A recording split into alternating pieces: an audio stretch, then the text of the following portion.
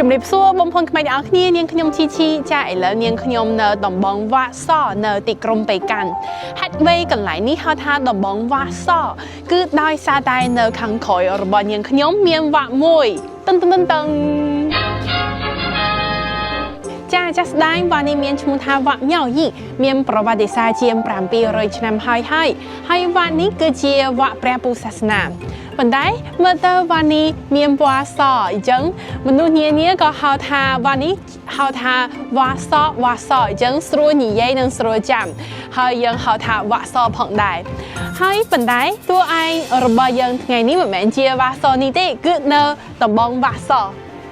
ចំឡប់ពេលនៃបុណ្យចូលឆ្នាំថ្មីឆ្នាំសាកលនិងបុណ្យចូលឆ្នាំថ្មីប្រពៃណីចិនមិនឆ្ងាយប៉ុន្មានគ្នាទេដូច្នេះហើយជាទូទៅនៅប្រទេសចិនមានបរិយាកាសអបអរបុណ្យចូលឆ្នាំថ្មីចាក់ពីចុងខែធ្នូរហូតដល់ខែកុម្ភៈនៃឆ្នាំបន្ទាប់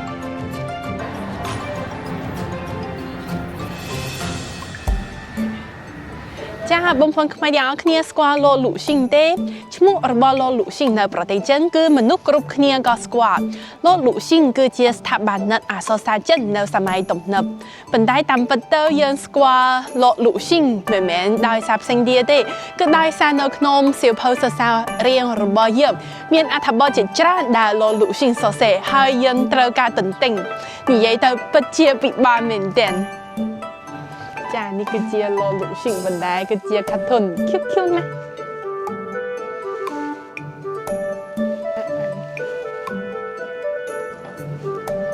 ចាបងប្អូនខ្មែរទាំងអស់គ្នានៅក្នុងតំបន់វ៉ាសនេះក៏មានផ្ទះមួយដែលលោកលូស៊ីងធ្លាប់បានស្នាក់នៅដូច្នេះហើយលោកលូស៊ីងក៏ត្រូវបានដាក់បញ្ចូលនៅក្នុងវប្បធម៌របស់តំបន់នេះផងដែរចាប់ពីចុងខែធ្នូឆ្នាំ2025តំបន់នេះបានដំណើរការរៀបចំព្រឹត្តិការណ៍វប្បធម៌បុណ្យចូលឆ្នាំថ្មីប្រពៃណីចិន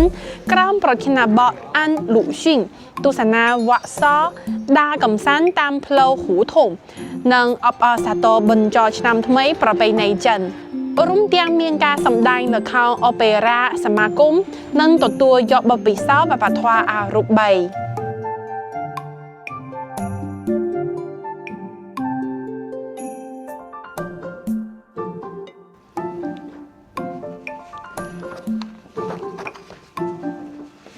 ចាខ្ញុំក៏សូមបកត្រានៅខាងលើ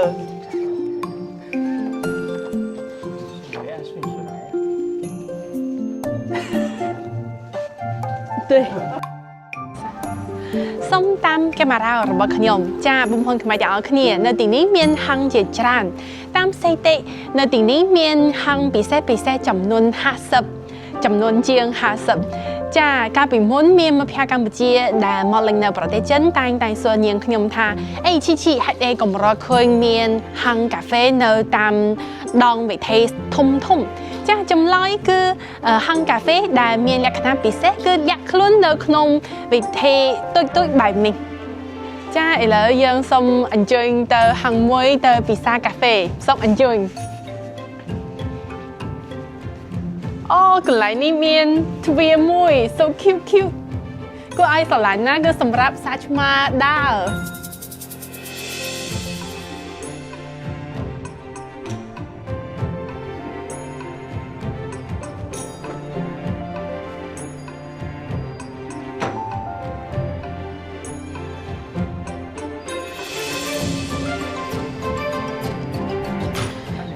ថ្ងៃនេះគឺជាថ្ងៃធ្វើការប៉ុន្តែយើងអាចឃើញថាមានមនុស្សជាច្រើនមកដើរកម្សាន្តនៅទីនេះ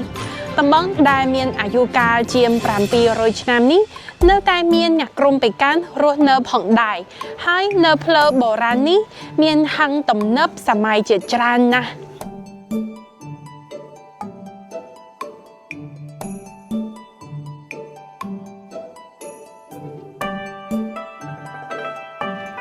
មានមនុស្សជាច្រើនបានសួរនាងខ្ញុំថាដើរកណ្ដាលទីក្រុងប៉េកាំងនៅកន្លែងណាសំណួរនេះងាយស្រួលទៅឆ្លើយតបដោយសារតែទីក្រុងប៉េកាំងគឺជាទីក្រុងរាងការ៉េអញ្ចឹងកណ្ដាលទីក្រុងប៉េកាំងគឺនៅវាំងចាស់ ប៉ុន្តែប្រសិនបើសួរខ្ញុំថានៅទីក្រុងប៉េកាំងនៅកន្លែងណានឹងល្អបំផុតសម្រាប់ការ shopping អញ្ចឹងខ្ញុំប្រហែលឆ្លើយតបមិនបានទេដោយសារតែនៅទីក្រុងប៉េកាំងមិនមានការកំណត់តំបន់ shopping ដែលមានភាពទាក់ទាញបំផុតនោះទេផ្ទុយទៅវិញនោះក៏បានបង្ហាញយ៉ាងច្បាស់អំពីសមត្ថភាពនៃការវិវត្តរបស់ទីក្រុងនេះដែលមានការអភិវឌ្ឍឥតឈប់ឈរដើរកំសាន្តនៅក្នុងតំបន់បាសនេះ